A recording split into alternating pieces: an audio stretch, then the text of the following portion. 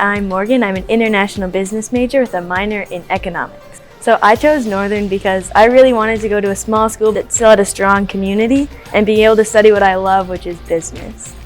My name is Olaf. I'm an NSU grad. I was a finance major there, and I'm a business development banker at Dakota Bank. So as a business development banker, I work with local business owners, service-based, retail, anything like that, and just help them solve their financing problems.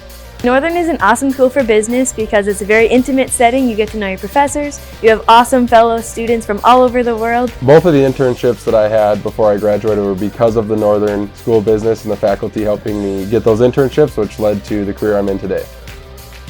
If you're interested in business at all, Northern State's definitely a place for you. If you want to study business, you've got to come to Northern.